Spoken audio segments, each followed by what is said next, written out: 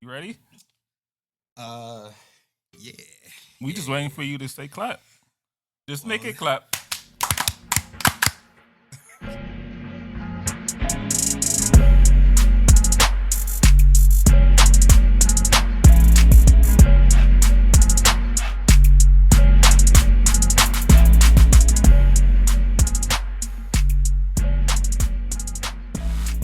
Man, no. So first off, we're gonna start off with what's important. Georgia, yeah, every day. All right, Clemson, what? I've been here all this off season. Yeah, Georgia 10-3. That's what we do. All right, ACC, what? You know what I mean? That's what I'm talking about. Georgia all day. They did smash them though. What? They did smash them. Yeah, That's what's pick up. six is what's up. All right, you ain't catching nothing. We're gonna let you. Yeah, gotta cook today. Yeah. I feel you. You're lucky I didn't come in on some Ray Charles. Well, anyway, how y'all doing today? Welcome to the Semi Pro Joe's Network. What? I go by the name of Big J. Sitting to the right of me is the wickedly talented Mimi. Hi, everyone. Sitting to the left of me is my man Wally B. What's going on? Where was your Fonzie today? Hey, what happened to your Can't just be repeating Fonzie? the Yeah. same stuff every week. You can't be repeating stuff, and also just because my energy level this week, over the last few days, has been depleted. Oh, I'm running on like a base level function right now. Mimi, what's got you so blah? Oh my god. Well, it's not so much. It's got me blah. It's just I'm just kind of burnt out, like just emotionally and mentally burnt out from the last few days, because of the nonsense going down in Texas right now. We will get to that. Yeah, yo, yeah. Yeah. We will get to that. But other than that, No, how's- that's it. No, That's it. so That's what had me burnt out. You just developed in it. I feel you. Sometimes it be like that. Yeah. you got feel some new videos out too, right? Well, I mean, yeah. Got some new hot stuff out. Hot stuff. I would hardly call informational videos on massage on TikTok hot stuff. If you're doing it, it's great content. So Oh, thank you. But yeah, I got a few new videos out on TikTok about massage and a few other things. So I wouldn't call them hot, but it's definitely something else that I'm doing that's a good outlet for me. So it's been good. That part's been good. yeah, after the pod, we're gonna have to talk about like your some of the stuff you're gonna do for the network. Well, that's going to be separate from the network. Yeah, Like, I know. I'm I doing was just- other stuff specifically for the network, but that's Yeah. different than my TikTok stuff. Yeah, I know. I've actually been cool about this. What's happening? I've been super cool. No, you haven't. See, I'm not the only one who hears it. I'm not the only one who hears it. And now I have You validation. always asking like.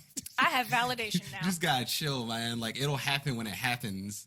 You gotta let people get into they thing. You know what I'm saying? You It gotta can't let them always get rolling. be full speed ahead. Yeah. It can't yeah. always be full speed ahead. Okay, I was just asking. We need to talk after the pod about that. That's all. I didn't say Absolutely. you need to give me a business plan. Yeah, no. You always read more into what I'm saying. Because you ask a lot without asking a lot. Yeah, you be. Okay, now I have subtext. So what's going on? Yeah. So what's up with you, Wally?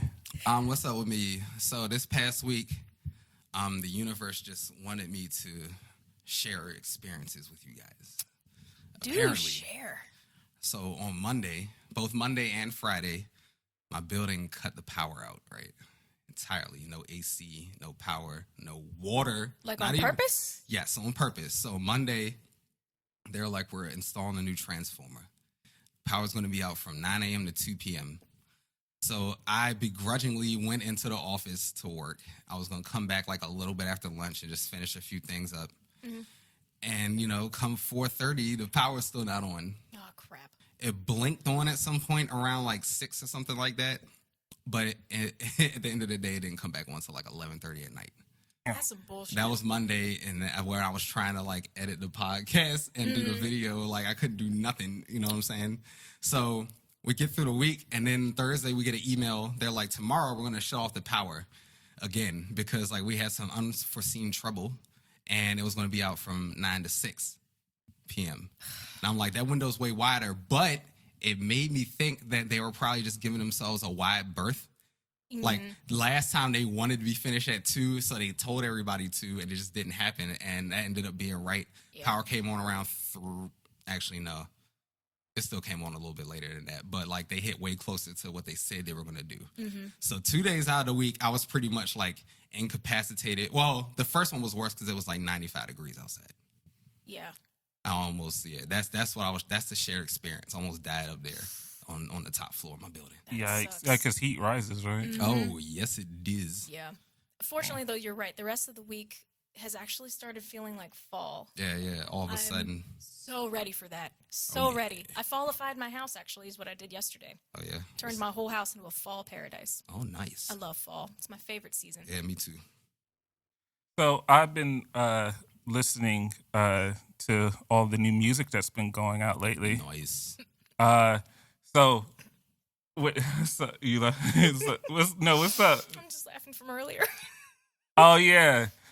So Kanye West, if you're listening, and I know you are, He's always listening. yes. Mimi thinks that you sound like Phil Collins on the song Jail, and I agree with her. You sound like Phil Collins. I know you probably did it on purpose, but if you're going to do that on purpose, just get Phil Collins. That would have been kind of dope. You guys could duet together. Sing about the deeper lower levels of jail and how...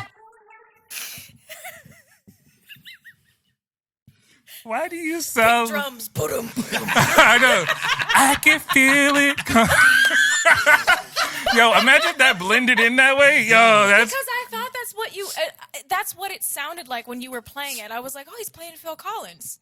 And then you were like, no, this is Kanye's new stuff. And No, that's not what you said at first. I played the first. I played like the first song off of Donda, and you were like, "What the hell?" That? Yeah, you're I like, know. "Why is this chant going on right now?" Oh yeah. I thought your player was glitching out for a second. Yeah. I thought it was just Donda. yeah. Donda.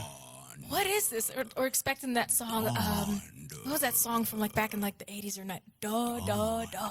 Oh yeah, that's my Drake. Yeah. Yeah. It made me think of that. I was like, is that what you're trying to play? But it's like somehow on glitch mode or something. That's yeah. And then you threw Phil Collins at me, and it's all been Kanye. Yeah, this whole time. It's been Kanye just doing his Kanye thing. You Scooby Dooed me. Yeah. No, but that's actually funny. Because I was on my next thought, and then I was like, would have gotten away with it. It wasn't for those kids and that damn dog. Or I thought you were gonna be like, he would have got away with it. It wasn't for that damn Drake. That's that for real. No, but I will say this. There's a song on the album that, because I've been listening a lot to Donda, mainly because, like, for me, I'm not like a Kanye stan. There are certain Yeezus, I'm never listening to that ever again in my life. Frank. I see, and that's what I'm saying. When you make abstract art that way, some people are going to love it, and then some people are going to kind of be like, "This ain't for me." But like I will say, there is a song on the Kanye West album called "Hurricane," and where and there's a line in there that kind of really resonated with me when he says, "Fiending for some true love. I asked Kim, his wife or ex-wife, or however you do that, what do you love?" And then he's like, "Hard to find what the truth was, but the truth is the truth sucked." Now, I don't know what that means for them. I don't know how that means to everybody else. I know for somebody like myself who has asked that question to their partner, what do you love? Or why are you here? Or another way of saying that. Or what do you love about me? I know that's an interesting question to ask. And for me, it's always been like trying to find out what the truth is in that is very difficult. And so I can understand if you're 18 or 22 and that line's like whatever to you, that's cool. But for somebody that's gone through, so like I couldn't appreciate 808 and Love Heartbreaks until like I actually had gone through something. Oh, okay. And then I was able to, okay, I get what he's saying now. So when I hear that line in that song, that like I say, stuff like that to me, when a record has like meaning, it's like, okay. And I think that resonated with me. Like, I don't know. Not everybody's asked that question. I asked somebody. I shopped it at work. I asked somebody that we work with. I was like, "So have you ever asked somebody like why why do they love you? And so she's like, no, why would I ever ask that? And she was a little younger, Yeah. but it was just like, not everybody would even ask the question, and not everybody would feel like they needed to get the answer. Yeah. I've never asked my husband that question. But see, you may not have to. When in like No. in a I don't healthy have to. relationship, you may not ever, because they'll show you. Right. Or you'll feel that, you know what I'm saying? Mm-hmm. When you're not in a healthy relationship, or whenever you're not healthy inside Mm-hmm. enough to receive certain things, you may have to ask that question. Yeah. And like, whether it's good or bad, it might not be some shit you like. Even if it's like objectively good, it might be something about yourself that you hate. Mm-hmm. Yeah, and whatever, and it could be whatever answer they give back to you won't, because what you're really looking for is confirmation, but you don't know what you're trying to You could be in a situation where, like, you find out at that moment that you feel way more strongly about the person than they do, because they haven't even really thought about it ever. Yeah. See, Yeah. I think And that's you what it sitting there is. like thinking about it all the time. Yeah, and I think that's kind of when you have power imbalances like that too, or when they're just there for something that the atmosphere you bring around you, not necessarily you. Yeah. And I think that's sort of been like I said, there's many lines in there, but I just think that one was like really resonated for me.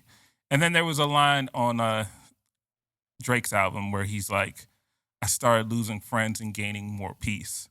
Yeah, I heard that one. Yeah. And I was like, Yeah. let's take that even a step further. Somebody who's lost people over the past 10 months. What happens when you lose friends and get more successful? I think you then need to reevaluate what you consider friendship. See, that's the quandary of when I hear music. That's the quandary in which I hear it in. It's like, yeah, I didn't just gain peace, that too, but I was able to free myself up to do other things. You know, the other thing that happens is when you get to that level of celebrity, the definition of the way people define friends is just something totally different. You know what I mean? You'll hear celebrities in interviews all the time. This is my friend. We've been friends for a long time. And what that really means is they have a professional relationship because they're in the same industry doing the same thing or something like that. Not actually like friends. I mean, of course, there's people who are, friends close. You'll see them hanging out and stuff together. But like, they use that term really loosely. You know what I mean? And I think like when non-celebrity people get to talking about celebrities, kind of go into it with the same mindset in terms of what we think people's friends are, when honestly it probably ain't really, it's not like that. I don't care. Like I said, when it comes down to Kanye and Drake, I don't know what's going on in Kim's relationship with Kanye, or what Drake, even what he considers a friend. I just know in my life and how I look at it, because like I'm just taking notes, because those words can be applicable across genres or across people. Like what your definition of friend, Mimi, may not be what my definition of is. Same thing with you, Wally. What your definition of a friend may not be necessarily jive. There may be some on the Venn diagram of that. There may be like a middle part where there's stuff there, but like there could be like differences. Yeah. So like, yeah, like if I say, oh yeah, this person's my friend, Wally, you may be like, yeah, y'all just cool. Y'all, you know what I mean? Like y'all like acquaintances that are like can have like a conversation or two. Right. And so yeah, trying to define that and what's somebody where you say true friend, or in air quotes, or however you do that, trying to figure that out, and who's like actually good for you or who's convenient. Yeah. Those are the things that's what I've been mostly contemplating this week, is like when you hear music and you hear things like that, and especially with Donda, which is a very dense thing, a 2-hour long like weird thing he did. There's like I said, there's certain songs on there that actually say something. So yeah, that's what I've been doing mostly this week. Also, Wally, I'll let you lead the thing. I saw this interesting story about this high school, and Mimi, you only like briefly know about it. So like, I'll let. Yeah, I had no idea what you were talking we'll about go today. through it. A little background about myself. Like I played, prep school, like high school football. You know what I mean? Like my team was nationally ranked the whole time I was there. We played pretty big opponents. We were in that world. You know what I mean? But at the beginning of the season, all these like classics, all these tournaments, these games, they set up for a lot of profit, a lot of sponsors, put them on TV, on ESPN, right? It's I think a school in Ohio called Bishop Sycamore, right? And nobody here really heard of them, but whatever. They got away with a lot of stuff. The story just keeps on getting crazier. So they enter this tournament. Apparently they weren't properly vetted because there's a lot of stuff wrong with this team, right? They went in there, they played a game, and then they played another game like 2-3 days later. And I don't know if anybody knows anything about high school athletics, like specifically football. You cannot play 2 games that close together. Like, no. It's just a whole entire health hazard and all sorts of other stuff. Like, can't do that. Somehow, some way, they found their way into playing 1 game, losing that joint, and then going on to play IMG Academy on TV where they got thoroughly demolished, right? Score was out of hand. IMG got demolished? No. The other, Bishop Sycamore got demolished. Gotcha. Like, they got... The school that wasn't vetted. Exactly, the school that Okay. wasn't vetted, right? This game happens, everybody's like, yo, what is going on? Like, this team looks terrible. Like, they physically look terrible. Like, they got a whole bunch of mismatched helmets and face masks and all this stuff. Like, people taking off jerseys and giving them to other people when they go in a game. Roster only had, like, 35 kids on it or something crazy like that. What? Yeah. So, red flags, right? Oh, all They over started the doing a damn little bit place. of research into Bishop Sycamore, and, like, from the article I read, all they could really find out that Bishop Sycamore was like an online only type of like high school, and they basically had a basic setup website with like no links or information on it or anything like that, right? So that's kind of Somebody's weird. losing their job. Just regular people going and looking at this stuff and thinking like, this ain't adding up. Like, what's going on, right? So then they find out that the coach, I forget his name. I wish I could remember it, but honestly, it's not that important right now. John Smith. Yeah, John Smith. Okay. This dude, he's the coach. He's the coach of this team, and apparently he had like an arrest warrant out for like fraud or something like that. Like, he's a known fraudster, basically. Like an active warrant out for his I arrest? I don't know if it was an active warrant. I think it was something he had gotten in trouble in. Like, his past was for, like you said, he you has were right gotten about charged the for fraud. something in the past. Okay. That's what it was. Yeah, Okay. yeah. So, like, he's a known fraudster or whatever. Then you find out that the entire roster is like not high school kids. They're Like some of them are like slightly 19. older. Yeah. They're all like basically athletes that, I guess didn't get grades in high school, went to junior college and kind of failed out of that too, or whatever happened. How was this all? And they were like 0-6 the year before. Yeah. They didn't win any game. Like, they were actually had a season and didn't win any games last year. And How was this allowed to fall through the cracks like that? That's what we're trying to figure out. Like, we find that out. And then something about the part where, like, apparently the announcers were announcing, like, oh yeah, these people are, because when we start talking about the ages of these people, they were supposed to be like top high school recruits, right? And nobody knew any of them. Yeah, and nobody knew any of them. So then when they do digging, they realize that's how they found out. Like, wait a second, these people aren't nationally, they're not even like nationally ranked. They're like not really even high schoolers. Yeah, they're old. Yeah, they're like old. They're like JUCO kids. So that's how it almost is like, and I don't mean to step on anything. It's almost like once you start pulling at the thread of like, okay, wait a minute, why does this look unprofessional? Yeah. Start looking at first thing you do is look at the coach, then you realize, well, wait a minute, he's sketchy. Then you look at the players; these people are supposed to be nationally, because like it got confusing because these people shouldn't be getting blown out this way. They should be in, like, at least keeping up a little bit. Like, it was like 58-0. Really good school. Yeah, exactly. I mean, did they think that no one would like have It questions? sounds, at some to point? me like I don't know who's at the helm of all this, because like the one thing we haven't heard, or I haven't heard about, is like anything from anybody at Bishop Sycamore, like the actual school. The only thing I've heard is that there was an announcement that the coach got fired, but I don't know where the announcement came from, who said it, like, you know what I mean? It's just, it sounds like this dude, like, he found a way to both make some money and get some kids on the national platform. He was like, let's do it. Like, he a total fraudster and was He's like, going let's back go. to jail. So here's my thing. Like, and this is an ESPN rant. Yeah. But it's one of those situations. No, because we did that last week. It's not just on them, but if you're putting a product on TV, any product, and there's someone's job within that organization to know this is what we're so, because like you have the announcers saying something that is not so. Yeah. So if you have the announcers saying, okay, this is a top flight program, this is blah blah blah, somebody was told that and fed that to them in the production. So when you're getting these two teams, you have to make sure that you're properly prepped on like who's who, what's going on. And that brings us to the last piece of this, which is how those things happen. ESPN basically partners with, or any sports network that'll do something like this, set up an event with televised high school sports games and stuff like this. They'll partner with somebody who has the data and done the research. You know what I'm saying? Right. In this case, the company was named Paragon Inc., I believe.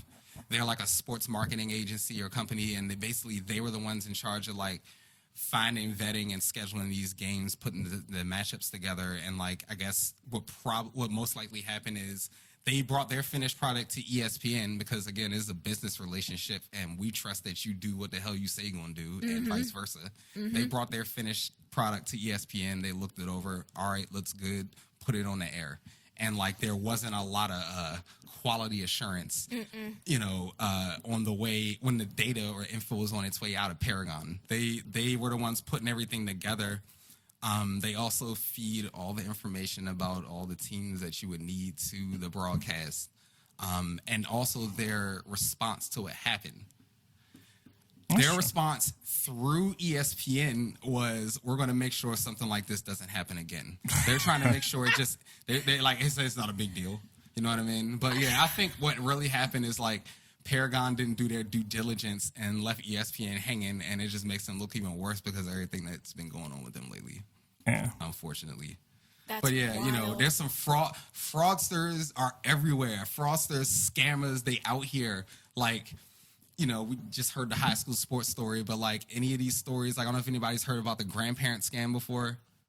What's Anybody that? heard of that? So basically, say you're on eBay or something, you go to buy or bid on something, you win the bid, it's time to pay, and the seller immediately reaches out to you and it's like, hey, I can get you this item like way quicker than it said it was. Just, buy this amount, then what you're going to pay for, about that amount in iTunes store gift cards. Oh, and I've heard. just send me the codes. I didn't know that they called it.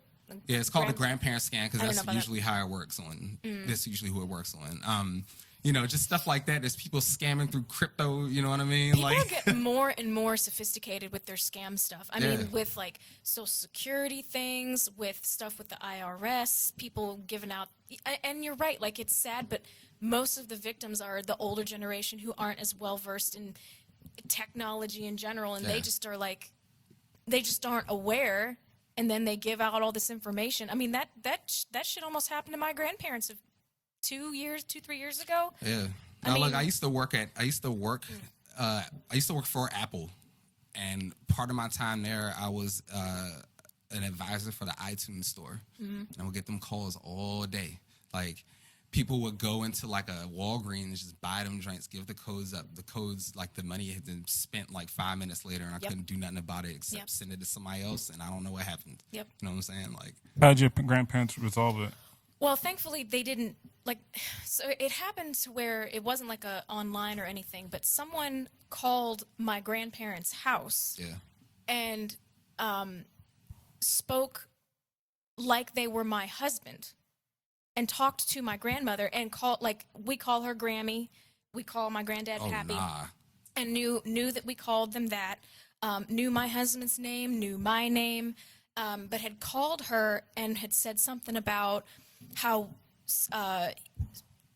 we had been somewhere and we were in a car accident, and I can't remember if they said that, I'm being taken to the hospital, and I don't have any money on me, blah blah blah, can you help me out? I've got this lawyer's card, if you talk to them, call this number, they'll talk you through the whole process. And my grandmother knew that both of us at the time were working, and we had never mentioned anything about going on vacation, doing a road trip, nothing like that. And she's like, well, okay. So she took down the number, didn't give them any of her personal information, but she immediately called me at work. And thankfully I was on a break, so I was able to pick up. And she's like, where are you? And I was like, I'm at work. Why? And she's like, where's your husband? I was like, he's at home working. Why? And she's like, are you sure? And I'm like, yeah, I'm sure. At that point, then I was like, well, shit, am I sure? I was pretty sure. Yeah. But then she relayed this thing to me, and I said, did you give them any of your information at all? And she said, no, I didn't. And I said, give me the number of that card that they sent you, this lawyer that they said to call.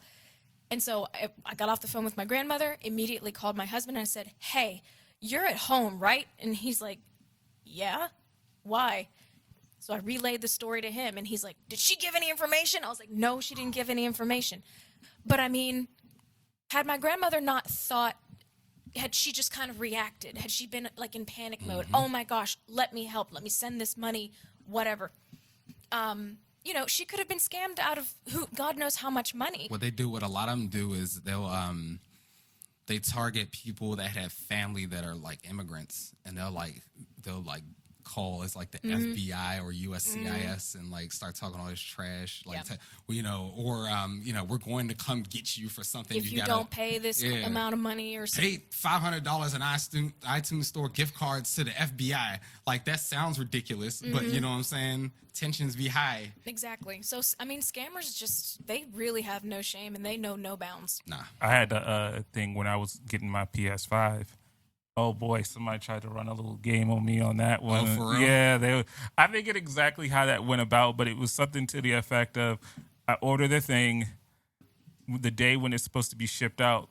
The conduit or like the third party was like, we're having problem authenticating, and so like the person, like I send the thing to like the person who's sending it to me, like, what's going on? And they're like, yeah, if you just send me a little bit more money. And I'm like, no, give me. I'm like, yo, whoa. I go from the Friday smoky thing. No, same time. You know, like you don't just take, I'm not giving you more. I've paid, produced the product. Yeah.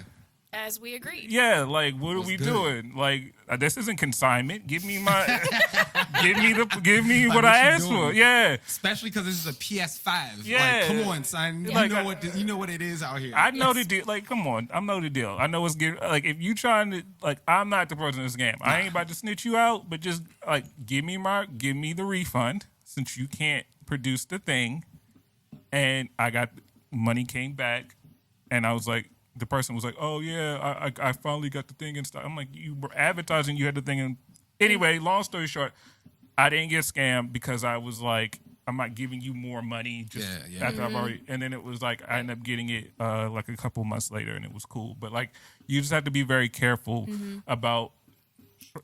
Like, and it's unfortunate. You have to be very careful about trusting too much. Yeah, and you have to ask questions. You have to ask questions because, like you said, you start pulling at that thread, the story ends up kind of unraveling, or at the very least, it exposes itself to be something completely just nonsensical. Yeah. Speaking of exposing and like things being nonsensical, No, actually, let me even wind this even back further. Could you set that up a little bit better? Wait, time. It's like I said, we talk about with the cake. It's still inside the inside the thing. Okay. So I text Mimi's like, God, gentlemen, we will be talking about this on the podcast. Oh yeah. And I was like, oh, okay, cool. Like I said for have more input. Well, you're getting your input in. Yeah. So I text in there, all right, Mimi ISO. Mimi. Mimi's. You're gonna throw me under the bus like this. Wait, she wanted setup, right? Go for it. That was Keep rough, going. but yeah. Yeah. Going, yeah. Mimi's like, what does that mean? And Wally, yo, could I just say, your little meme was great. Well, who was that dude? It was Michael Scott on one knee dribbling a basketball by It himself. was that one episode when they were in the warehouse playing basketball where Jim busts Roy's ass in front of Pam. Yes. And Michael kept taking the ball. He was dribbling around on his knee like Homer Simpson. Yes. You know what I'm saying? So then I was like, oh, I'll tell you. I said, I'll tell you when I get to work later. And then she's like, that's funny, Wally, but I still don't get it. So then Wally texts. I don't understand. understand. Yeah. Help. Wiley then decides, okay, I'm gonna throw more at this. Yeah. Mimi needs help, so I'm gonna help. He says the actual definition of a basketball isolation play. Like a screenshot of the Reddit page. And then Mimi's still, I guess she's like, so I like talk by myself. I was like, does this mean I'm like doing this by going solo? Is that what this means? And then what do I say? I'll tell you when I get to work on Copy it. and paste. That literally, because I was like, I knew if it made sense to us because we knew the Yeah, subject yeah, material, yeah. but she's not going to understand if she's already lost from the get go how isolation play in basketball relates to her talking about the thing that she's talking about. That's like using the word in the definition to explain the word. Yeah, so pretty much I was like, giving her more of the definition helps her understand what an ISO play in basketball is, but it does not help her understand what her role is going to be in the podcast. Right. So basically, the way this is going to work out is we on the floor. There's our basketball team, right? 5-on-5. I'm inbounding the ball to Jamal, who's the point guard, right? Jamal goes down the court, but it's the end of the game, and we need some points. And Mimi, who's our best scorer, is just sitting out there like, give me the rock. So Jamal throws her the rock, and everybody else runs to the baseline and lets Mimi Go one-on-one. Who's in front of her go one-on-one with this Texas abortion ban horseshit. Yeah, so so me and Wally are going to go to the corners and let you do your thing. I'm gonna go find my water. Yeah, go ahead. Okay. You're good. You're good. Well, I think.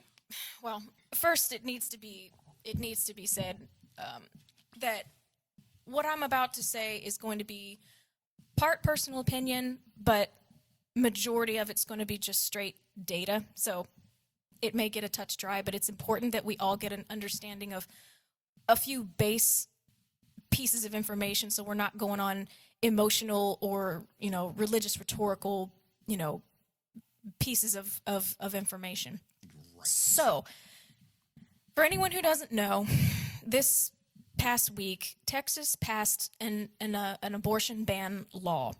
And it's, without going into all of the nooks and crannies of it, some of the most important talking points of this ban are: a woman is now prohibited by law to get an abortion once the fetus reaches Past 6 weeks, isn't it? 6 weeks. Yeah, past 6 weeks. Yeah.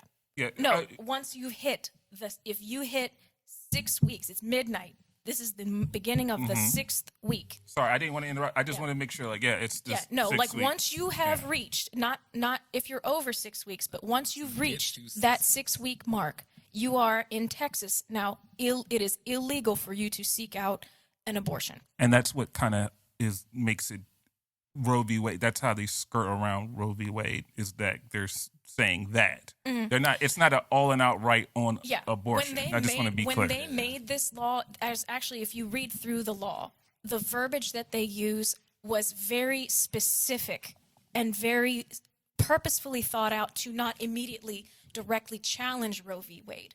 So the things that they put in this bill or in this law were so that it was challenging Roe v. Wade without challenging Roe v. Wade. So that's one of the first points of this, is the fact that it's so early on in a woman's pregnancy that the vast majority of women don't even realize at 6 weeks that they're even pregnant. 80 to 85%. So you're talking about the vast majority of women who first of all will be running on an extremely small timeline, sometimes even a matter of days once they find out that they're pregnant. This ban does not make exceptions for cases of rape and incest. If you are 6 weeks or pregnant or more, and you have become pregnant through rape or incest, tough. You have to carry that pregnancy out to its fullest fruition, unless it's unless some medical emergency happens and your life becomes in danger. That's it. Another thing about this ban that has happened is it has the governor has essentially deputized private citizens, so that if you suspect, like let's say your neighbor looking a little puffy around the middle, 1 week. And then, 2 weeks later, looking nice and svelte for whatever reason. Without any other information other than what you just saw, you could send out an anonymous tip to one of the new websites that they've put up. One of them's literally called prolifewhistleblower.com. And you can send in these anonymous tips and turn in your neighbor for suspecting they've had an abortion. You can turn in doctors too, right? Like you suspect a doctor's performing abortions. You can turn in the person who you think has had the abortion, but the findings go to the doctors who've potentially done the abortion, the person who you were seen with, like that took you to the abortion clinic. It could even extend as far as the Uber driver who picked you up and took you to the abortion clinic. That's literally everyone around, like not so much the woman herself gets punished for this supposed abortion, but anyone associated with her could very easily be fined, and in the cases of the doctors, jailed and lose their license. So, one of the biggest problems with this ban, aside from the fact that it's not taking cases of rape and incest into consideration, is the fact that outside of religious rhetoric, there's nothing scientific or medically founding to make this legislation. Because outside of we need to protect the unborn, there's no support system for these new mothers that will be forced to carry these children that they don't want. Because according to, and some of the sources that you can look at are through Planned Parenthood, information from the CDC, and information from the Guttmacher Institute. But one of the things that that you find out about Texas specifically, never mind about the unborn, but the already born, up until, legal age of being 18 and stuff. Texas ranks 50th in baby wellness checks out of 50 states. They rank 50th in clinical care for infants. They rank 50th in uninsured women. They rank 43rd in maternal mortality. They rank 44th in school funding per child. They rank 46th in child hunger. So, when Texas, and by the way, their foster care system for folks who are like, oh, well, you can just give your child up for adoption. The foster care system in Texas for the last few decades has been dealing with a federal lawsuit for mismanagement of funds, understaffing, child abuse, and a myriad of other things. So no, putting them in the foster care system in Texas is not a viable option, and that is not birth control, that is a parental choice. So it's really kind of not even a matter of, oh, we just want to save the children, because once they get out into the world, at least Texas isn't doing anything to support these children or these unwed mothers or these families who come from, underprivileged and low-income households. Like there isn't any support for these women and these families and these kids. If any of the legislation in this ban had been including in that, it might be a slightly different story. But it's not about saving babies, it's about controlling women. And this isn't a new thing. It's just not a new thing. Other states in the past have tried to put forward legislation to restrict women's reproductive rights, and up until now, the Supreme Court has basically slapped all of that stuff down for unconstitutionality. And I don't know if because Texas learned from all of that and was able to craft this law based on the failings of those other pieces of legislation, that's why the Supreme Court didn't stop this ban when they were asked to. I don't know, but for people out there who are using this whole thing of abortions are murder of children, and women who just get abortions are just being lazy with their sexual reproductive health, or they're just, loose-legged whores and they should have kept their legs closed if they didn't want to get pregnant. It's very short-sighted. That opinion is very short-sighted, and it's not taking into account the vast majority of the reasons why women, outside of women who want to get pregnant, it's not taking into consideration when a woman's birth control fails. And that could be anything from, well, I've been on the pill for years, but I started taking an antibiotic and it rendered my birth control useless and now I'm pregnant. Or, you know, my 10-year-old is now pregnant because a male relative has been abusing her for years, and only now because she's pregnant we've been able to find out. There's no repercussions for those folks, by the way. And the legislation for child molesters and rapists backs that up. According to this piece of legislation, the person seeking out the abortion, let's say in case of terms of rape, gets more harshly punished than the person who raped her. And that's just in the legislation. That's not even rhetoric. That's just in the legislation. Those are in already established laws when it comes to sexual assault cases. So for most people who think, you know, abortion is this rampant thing in our country, I've got some information here, again, from at least 3 different major trusted sources. So if you don't believe me, if you don't agree with me, you can always check this out. Do your own research. I encourage that, absolutely.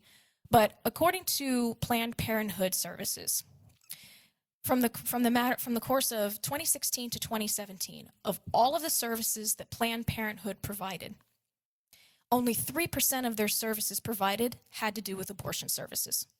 Out of all of them, 3% in the entire country. The next year, that percentage only went up from 2018 to 2019 to 4%. From 2019 to 2020, that number went back down to 3%. Over the last 10 years or more, the birth rate in this country has been going down. So part of the reason why we're seeing such low percentages of abortions, at least according to Planned Parenthood, is because people have better access to affordable health care and they have more access to contraceptives. And it's also become just less of a social stigma to talk about birth control, condoms, IUDs, the implant shots in the arms and things, men taking up the idea of having vasectomies early on to help prevent pregnancy. You know, there's that whole conversation that's more comfortable now, it's more open now. And the more you talk about it and the more you educate yourself on your options prior to being pregnant or prior to being sexually active, it greatly reduces your chances of having yourself in a situation that's just not desirable for anybody. But according to the Guttmacher Institute, you can find that guttmacher.org, Guttmacher, between 2011 and 2017, the number of abortions dropped by 19%. Starting in 2011, there were, at least acknowledged abortions anyway, 1,058,000. That was in 2011. That dropped down to 862,000 in 2017. So that's a 19% drop in overall abortions that were reported in this country, according to the Guttmacher Institute. Abortion rate fell by 20%. So out of 1,000 women that were pregnant, you went from 16.9%, or 16.9 women seeking out abortions down to 13. And the abortion ratio, so out of 100 pregnant women, out of 100 potential live births, you went from, the ratio fell down 13%. So out of 100 pregnancies, you went from 21 women seeking abortion down to 18.4. And it didn't matter from state to state how loose or strict the women's reproductive access was. It didn't matter what legislations were in place. It didn't matter what state. Overall, across the board, abortions are going down. It's not a rampant thing that's going on in this country that a lot of people like to say. Why women are getting abortions? Most people with the conservative viewpoint are just like, well, they're just being careless. They just don't want to be pregnant anymore. They don't want the responsibility. And that's just not the case. Like, if you actually look at the data tells a very different narrative. According to a 2016 report, again based in the Guttmacher Institute, 75% of these people getting abortions were from low or poor or low income families. 62% had some kind of religious affiliation. So it wasn't like, oh, just, a bunch of these heathen people running around getting abortions all the time. So no, 59% already had at least one child in their household. 60% of people seeking out abortions were in their 20s. 12% of these were in their teens, and then 4% of those 12% were minors.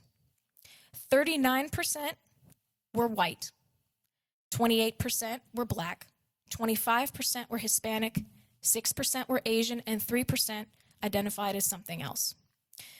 So these numbers are basically telling us that poor or low-income families, predominantly of non-white demographics, are the folks that are most affected by abortion.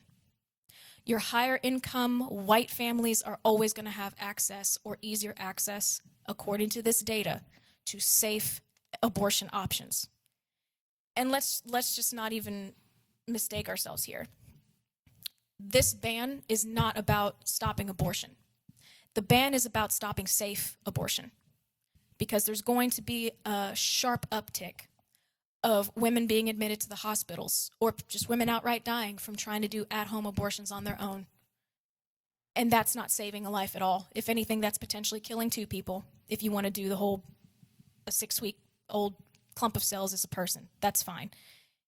If you believe that from the moment of conception, a person is a person, that is your choice. That is absolutely fine. No one is ever going to tell you that you're wrong. But that's your body, that's your choice, that's your opinion, and it affects you. If a woman says to you, I don't believe that a baby is a baby until they draw their first breath, that is her body, her choice, her opinion. It does not affect you in any way. Let her have her opinion, because it doesn't affect you. You have your opinion. It only affects you. And if you're a dude, you should do what we've been doing for the last 15 minutes. Continue. Yeah. And that's another thing. A lot of people are like, men have no place in this conversation. They'll never be pregnant. They'll never understand. And in that aspect, absolutely right. But when it comes down to what a man's responsibility in all of this is first of all, how are they even treating women in the first place? Because a lot of these folks who are dealing with these unwanted pregnancies are coming from situations where the male counterpart has next to no responsibility in any of this. This legislation doesn't talk about any repercussions for men for impregnating that woman. There isn't a mention of men in that legislation at all. It is purely based on what is the woman's responsibility, what is expected of the woman. Nothing to do with men. But according to the CDC, when it comes to like how many abortions we're having and and that kind of stuff, in 2018, according to the CDC, approximately 3/4 of abortions happened at 9 weeks or less. 92% of all abortions recorded by the CDC happened at 13 weeks or less. So this is all happening well within the first trimester. I'm glad you said that, because what does this abortion ban go to? 6 weeks. So less than half of what the already majority of women are doing already. But not even so say that first stat that you were talking about, about the 3/4. Approximately 3/4 of abortions that happened in 2018 happened at 9 weeks gestation or less. So then they did the 6 weeks. You get what I'm going with? Yeah, So that exactly, they're and we said at the very beginning, 80 to 85% don't even know that they're pregnant Right. at 6 weeks. So Yeah, just found a line and moved it. they just Yeah. what they effective. That's how you skirt around Yeah. Roe v. Wade is by they have every number that you just said. They all have access to. Yeah. No, I know. And so when they have that, when it comes to Remember a couple of weeks ago, I was like, "Who's the best person to like skate past a regulation?" Right? It's the people that made it. Yeah, they absolutely. Know, they knew all this. That's the only reason they be able to put this thing together so tight that it actually happened. And the problem is too that they had a lot of people that were far too complacent. Yeah. Like there were women. That's the other thing that whole like that and the whole like the whole political climate and power struggle around that shit too. It's just a lot. Yep. Yep. we don't want to step. Is The only last bit of information I want to share is with this whole one of the biggest pieces of propaganda that anti-abortionists use is the image of, like a late-term abortion where this innocent child's being cut to pieces in the womb and pulled out in chunks and all this other nonsense bullshit.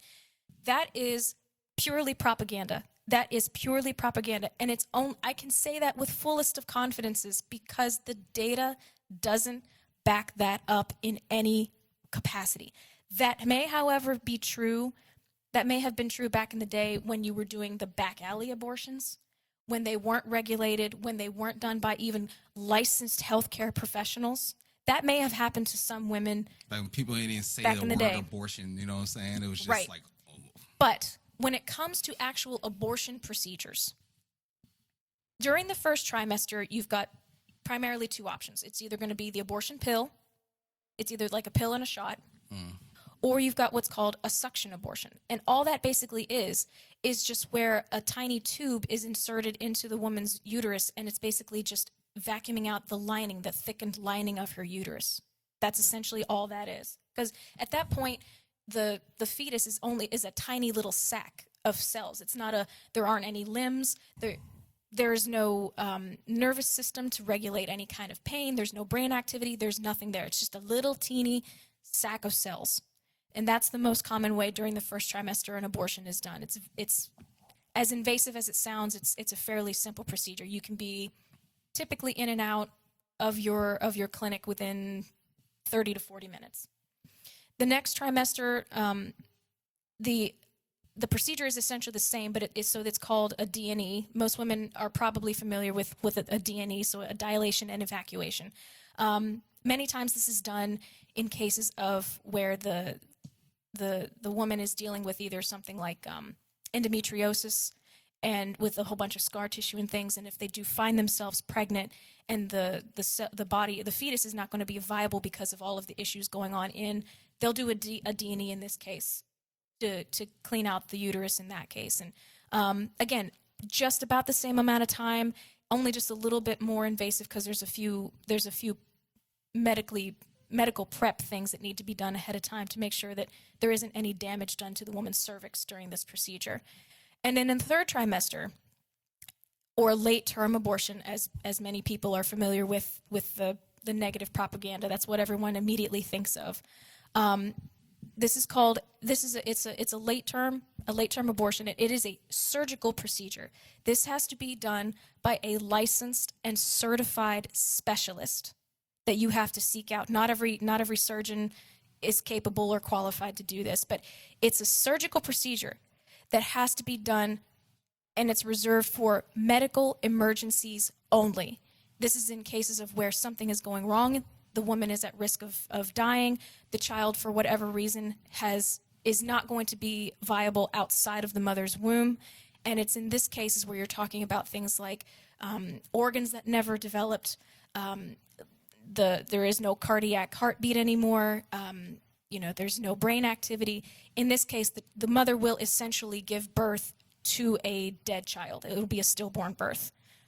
Or the pregnancy, finishing up the pregnancy and going into labor will be detrimental to the mother's health and safety. But this late-term abortion is not just what a woman willy-nilly goes to a clinic and does. Like, I'm at 37 weeks and I don't feel like being pregnant anymore, so I'm just going to go and have them slice and dice and get this nonsense out of me. It's never been like that.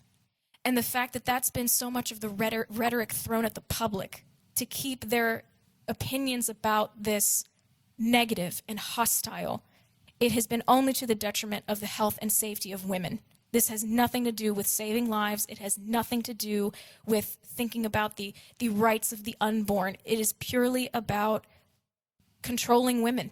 And it's always been about controlling women. They be running the same playbook no matter the subject matter. Yo. Yeah, Crazy. And it's disturbing. It's just so disturbing that in this day and age when we've got so much access to all kinds of science and medicine, and you can even get online and ask doctors. You can schedule online appointments and have questions, conversations with specialized doctors and get the information yourself.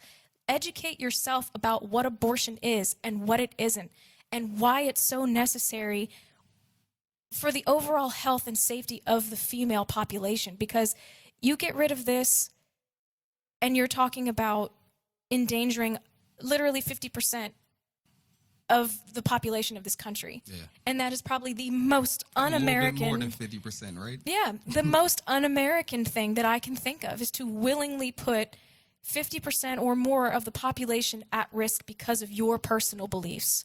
Nothing based on science, nothing based on an actual overall accepted medical practice. All the while covering stuff like erectile dysfunction medication in most insurance plans just by default. You know, stuff like that is just commonplace, right? And again, it's not me advocating for abortion particularly. I am not pro-abortion in the sense of I think that should be your first choice. I am, however, pro-choice because I feel like a woman should always have, based on her needs and her situation, the options to choose what is best for her. It may be something I don't agree with. It may be something I don't fully understand. Not necessarily about abortion, but anything health-related that does not have to do specifically with me. I don't have to understand it. I don't have to agree with it. But that does not mean that we need to be making blanket legislation that literally puts people's lives at risk. That is unethical, and it is disgusting, and it is a shame that it has been allowed to happen in this country in this day and age. So, thank you for coming to my TED Talk. No, that's cool. Did you have great. anything to add, Wally? No.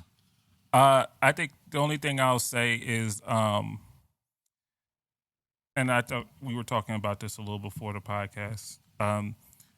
If any woman or any man or anybody that feels a way about what's going on in Texas, it goes back to the situation of understanding the law and understanding what Roe v. Wade was a Supreme Court decision.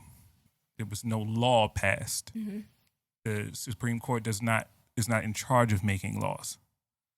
So if you want this to change, if you're offended by this, do what happened whenever in 1955 when Brown v. Board of Education. Mm-hmm. Better. Thank you, guys. You're welcome.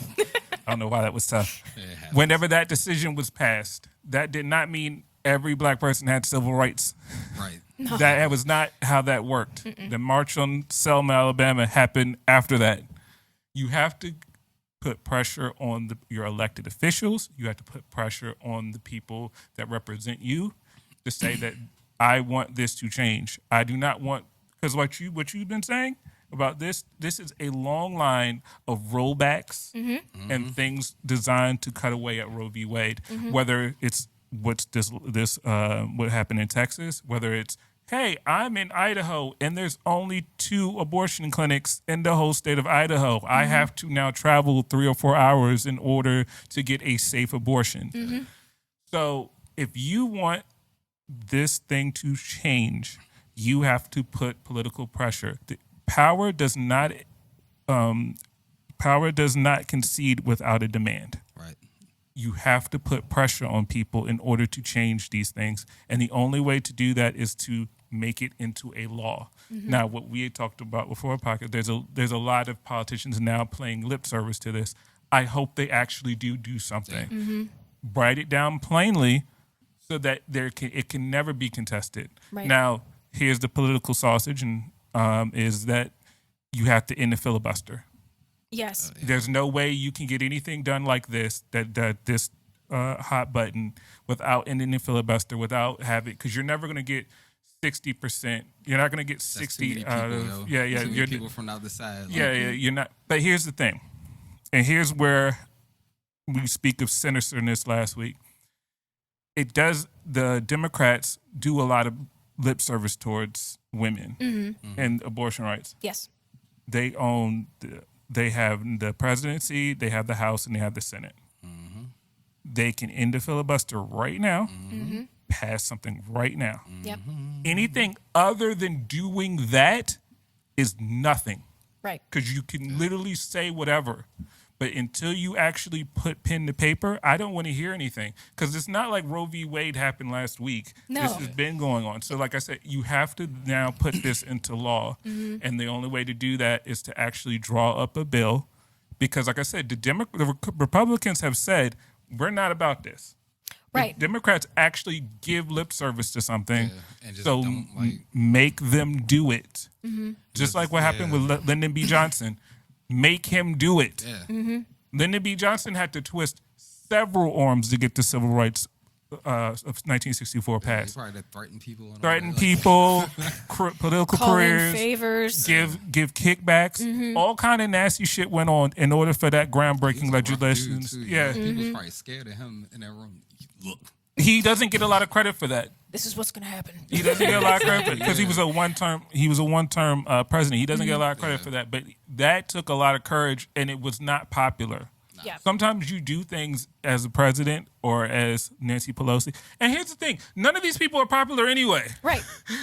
So do something. If you're not going to be, if you only have 25% approval, just do something that protects women. Yeah. Like what you were saying. Yeah. Because people are going to have. Here's newsflash: the most important thing you said are all of that. People are going to still have abortions whether you make it legal or not legal. Yeah. This is going to happen, and so all you do is kill two lives: the life that you claim to care about, and the one that you're trying to control. Right. So just make it legal. Yeah. And make it safe. Yes.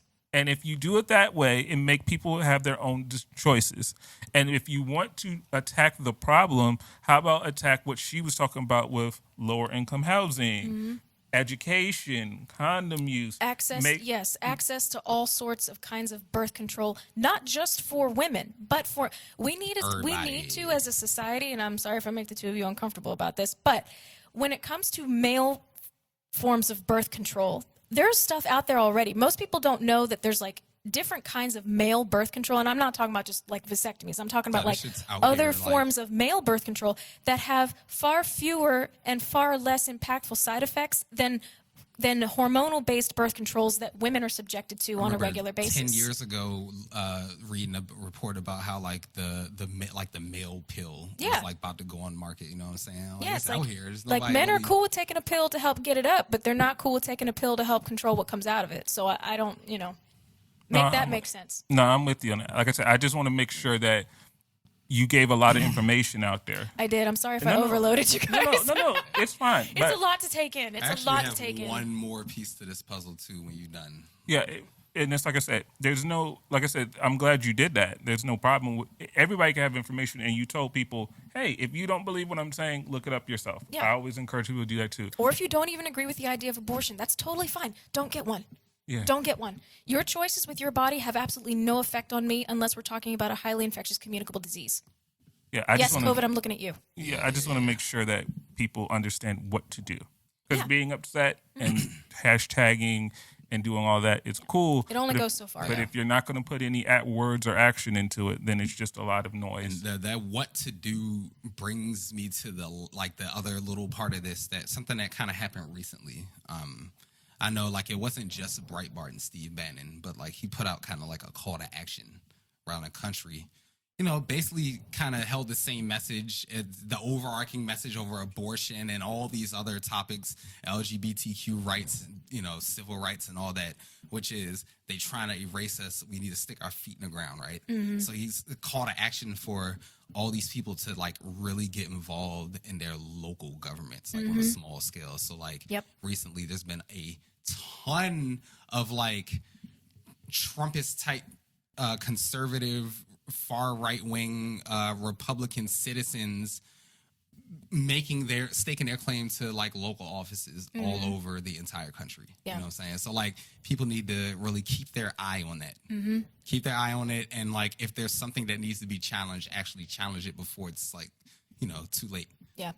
It really does, like stuff starting in your local community, that's where the biggest impact starts, and it's the most immediate. Because what happens in big government, it comes down to us in a delayed manner. But stuff like local government, that's the here and the now. Yeah, we're talking about the stuff that people go to complain to City Hall about. You know what I mean? Like they go and complain about it, and then somebody decides whether we're going to do something about it or not, and then like they see if they got the money and do it. Like it ain't like a long drawn out process because it doesn't have to cover the entire country or anything. It's just you're one little town or something, and these people are like staking their claim to these positions because honestly, who really gets involved in local politics. It's not like the majority of the population in any city for real. Not by a long shot. So like a lot of these positions are essentially up for the taking if you've got somebody that's been in the office for a while, somebody else that's like coming up with that fire under them, you know, and all this support or whatever you call it. Yeah. Yep. So, you know, be mindful. I wanted to get onto this topic about climate change.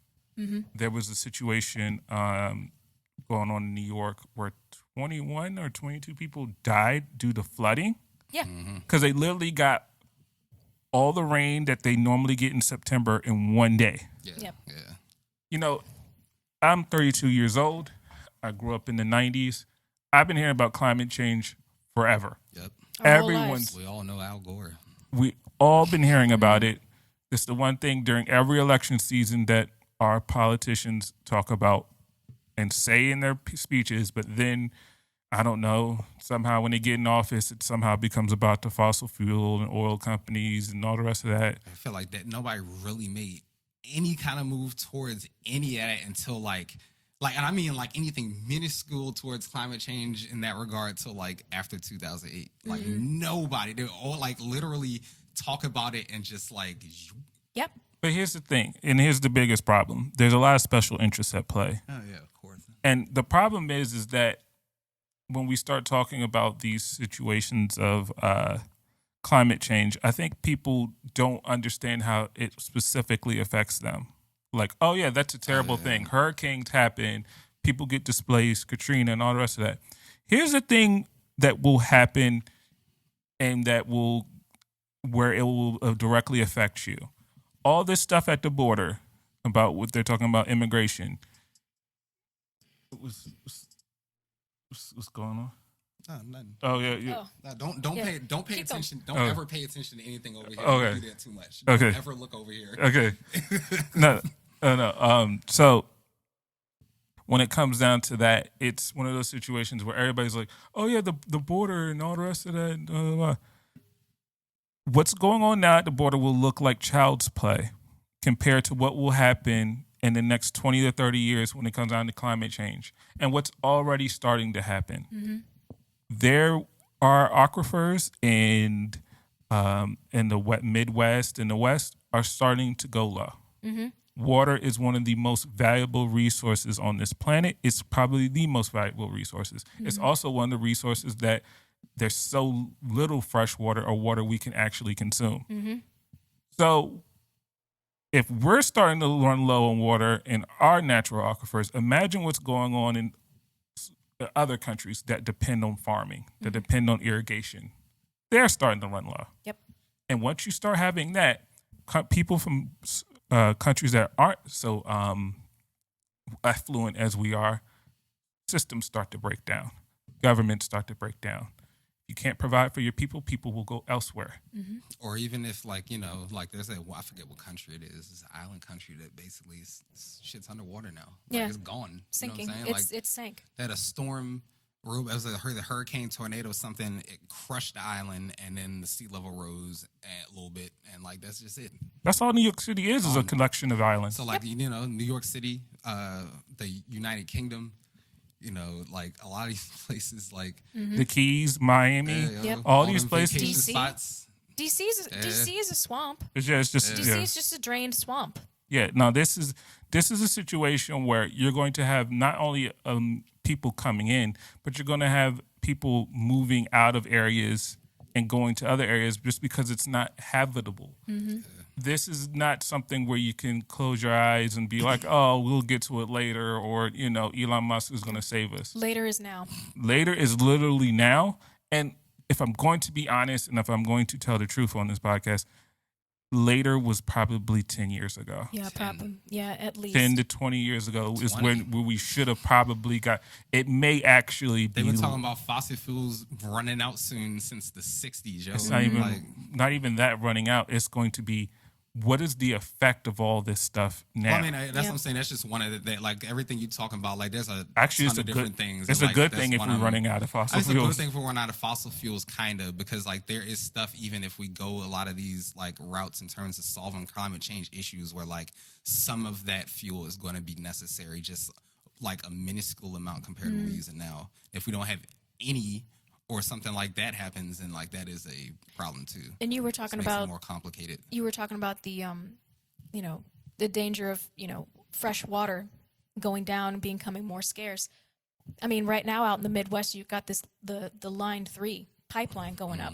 That it's been delayed and delayed now for years. But I mean, the fact is they're building a pipeline for oil that's going to go through several different freshwater reservoirs that's already going through reservation land that is supposed to be protected as per the treaty set down by our government. So never mind, for years we've already been, one more thing that we can say, screw the brown man, ha. Sorry, I just laughed. You said treaty and Native American, and I was just I know. like, I don't even know why they bothered calling them treaties, because it's basically like a hook and dagger type thing. Like, we're going to say we give you this, but we're really not.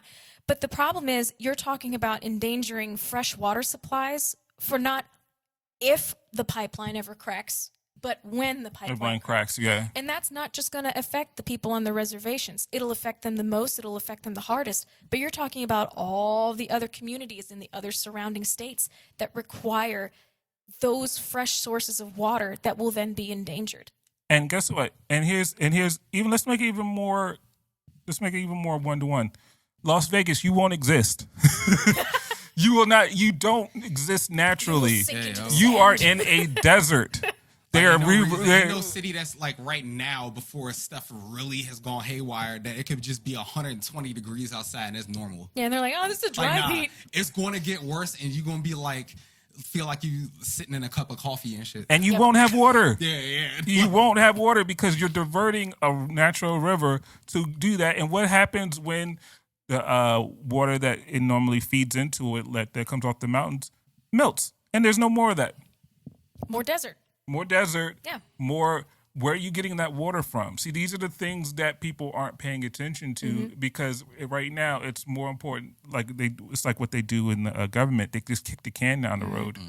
Have you seen pictures of the Hoover Dam lately? No, what's going on? So, the Hoover Dam is over 100 feet below its normal level. Damn. And according to the folks who monitor the water levels of the Hoover Dam, it's going to take 10 consecutive years of above average rainfall to get back up to that regular level. Yeah, no. 10 years straight, not like, maybe 1 or 2 years of surplus rain. 10 consecutive years of surplus rain to refill that reservoir. It takes like 10,000 years to refill a natural aquifer in the ground. It's so nuts that we're almost, what is that thing? What's a great example? Like when America is like this really big, rich oil tycoon that is spending money just as soon as they get it. Or like an athlete. Like, you know how those NBA players, they get all these $100 million deals and like 10 years later, they're broke and they don't. That's America right now. We're super rich. We're really fat and happy. We're Allen Iverson at Applebee's buying everybody stuff. This sucks and nobody can see it because, like, it's just with America, it's a slow burn over the course of like 300 years. You know what I'm saying? Like, all of us, no matter who you are, what time period you existed in, like, you've only ever been a minuscule part of that entire cycle. So, like, most people just ain't sitting there thinking about that shit. Well, and even for folks who are aware and who for, the last 10, 20, 30 years, all of the environmentalists, back in the day, like the crunchy hippies were like, save the planet.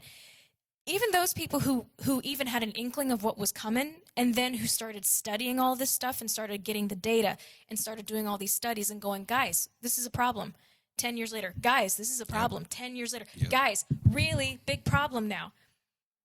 Solutions have been thwarted over and over again from either the government or big business, whose special interest groups get threatened by solutions, practical solutions, solar energy, wind energy, water energy, geothermal energy.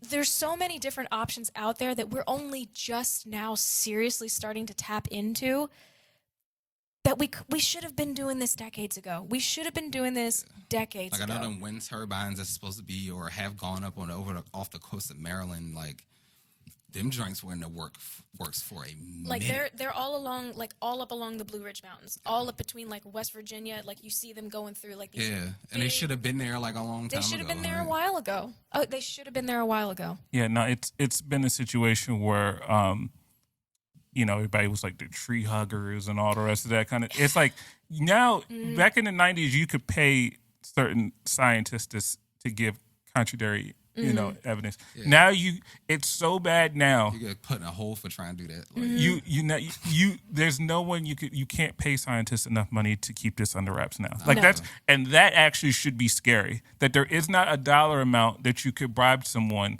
to be like, I have to still go to these brunches.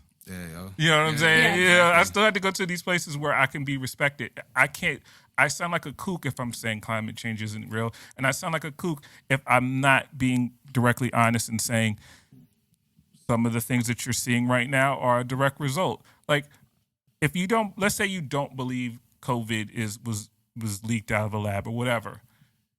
COVID isn't the scariest thing. There are other things that out there that climate change affects that cause things like diseases and viruses and things to come about that weren't around it before. There's stuff stuck in the permafrost up north and down south that we've never been exposed to that kind of stuff before. We don't know what type of shit's in the ice. We don't know. The scientists kind of know. And there's some scientists that will tell you There's a reason that ice ain't melted. It's like there's a reason nobody even tried to go make it melt. Right. They don't want to find out what's in there. Nope. Yeah, and then there's some scientists that'll tell you that this whole concept that an asteroid killed all the dinosaurs is not necessarily so. Like, it may have been like the final death nail, but like some people will tell you that disease played a big role.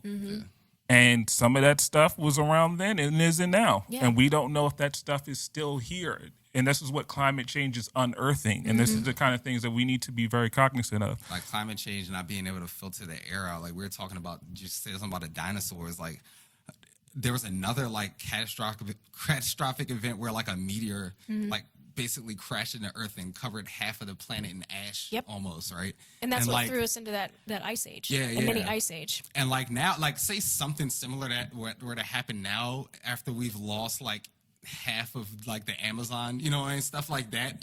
The air not being able to be filtered, just just from all angles. Yep. No, From all angles is terrible. No, this is wake up time, and this is this is really unfortunate because all this good information is out there, but we've never been more, at least in America, we've never been more fractured in what people actually believe, what you can actually prove to someone on paper, and what people can actually digest. Because there's a lot of great information out there, but people are so in their bunkers and they're so deeply into their belief system that they don't want to take in new information. And I feel like that's unfortunate, but it doesn't, when you have a platform like we do, Yep. it's important to always make sure that you're being responsible. And all you can do is give the information and say, please feel free to contradict us and look up your own stuff, credible sources and multiple sources. And if all we're doing is blowing out hot air, then fine. But if you want to, please just arm yourself with information always. Yeah, you gotta like come legit. You know what I mean? Like if there's something that you don't like that you feel like needs to be corrected, need to let that person know. But you can't just be going off all feelings, and emotions. Like, nah, that don't work. You gotta like there's hard data for all this stuff we talking about all over the place. You can find it. Yep.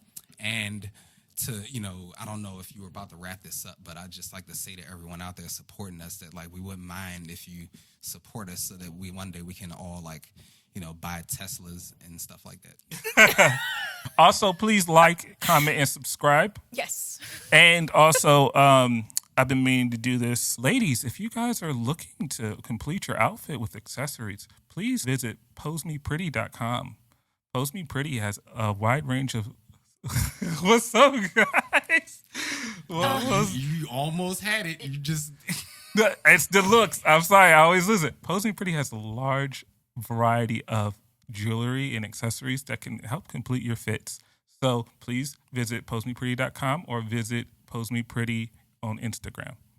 Wanda White would be very happy if you did that. Nice.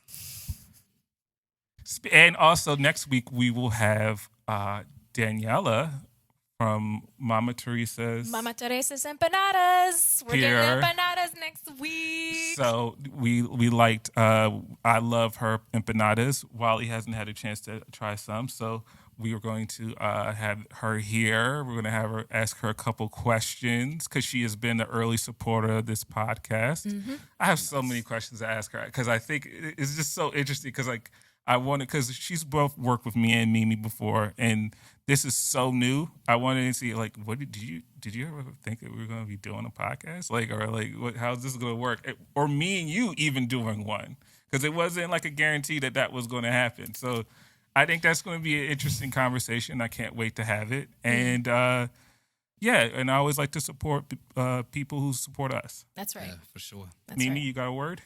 I do have a word. So this week is the letter S. Ooh, let me make sure my screen is not dark so I can actually read it. That would help. All right. The word of the day is solder. Solder. SAWDER. Solder. Oh. Was that like lazily moving around? No, that's saunter. Damn it. Solder. Solder. SAWDER. Solder. Isn't that Part like of speech, please. a solder? Isn't that like a? Does that mean Not like with welding. Damn it! That's where I was going. No. Do you have the part of speech? Part of speech. English. Adjective, noun. See, you closed off all my things for it, so I had Sorry. It is an action word. It's a A verb. verb. I know. She just noted. It was like I know the definition of a verb. I watched Schoolhouse Rock. It's a solder. Okay, I give up now. It Yeah. means to flatter. Solder? When you solder Ew. somebody, it's to flatter somebody. That sounds like a gross way of saying it. Yeah, I wouldn't recommend like trying to use it in a sentence to make yourself sound cool, but it's a word. Ooh, And don't solder yourself. Like, yeah, like somebody. no. Like it would be like You he solder has a me? tendency to solder her. Oh, that doesn't sound good. Yeah, see, That exactly, sounds like right? that sounds like gross. sodomy. Yeah, I know. Oh yeah, So that's It's also one of the reasons why it's a word that not everyone uses It anymore. sounds like something you do that you're not supposed to do with your hands cupped. what? what? I'm sure if you think about that later, you'll be like, oh my God. I don't want to think about that later. Okay, then don't. Cool. Is that like Cinemax later? Like what's going on? So yeah, that's the word of the day. It's not the best one so far, but it's definitely the word of the week. Okay. All right. Solder. To flatter. But maybe don't use it in a sentence. And please join us at the Semi-Pro Joe's Network. Yes. Yes. Since our fans have gotten so Hollywood and they like to have They like like what to they see like. they like to see us. We've actually gotten Hollywood too. Can we actually talk about this? When we first got started, Mimi, it was me, you, and two mics. Yes. And now you got a light here, a light here, a light here, a light here. It's like craziness. It's like what's happening to us? Evolution, baby. Oh Yeah, I wow. think the main part of this that you got to pay attention to is that going Hollywood ain't a bad thing. No. No, it's not a bad And thing. for It's all, just for yeah. all the listeners and viewers, like, you know, I would suggest you go to Semi-Pro Joe's and hit the subscribe button, but also go to whatever podcast app is included on your phone and hit subscribe too. That way you just always know when we got something new. Right. You hit it in Apple Podcasts or Spotify or iHeartRadio, and it'll just let you know when we got a new one. The video will usually be out a couple days later. Yep. Yeah, and we definitely appreciate all the support. The views are viewing. Yeah. So what was that? No, it's just cool. It's just we're on YouTube. That's really cool. Yeah, we gotten real. It's weird, but it's cool. Yeah, don't want to get too self-indulgent, but I do think it's one of those situations where I say that Hollywood joke, but I do know that a lot of what I had envisioned this being was not this. But it's one of those things where I'm really glad that it got here, and I'm really glad that the I thought baby that I had a little while ago has turned out to this, and that we got a chance to keep everybody along the way. Because sometimes whenever you start doing something, not everybody gets to go that started. Right. Yeah, exactly. And so, yeah, I'm glad that we just added and we just got bigger and better. And so, thank you guys for joining us on this audio and visual journey. Yes. And, see you next week. Bye, guys.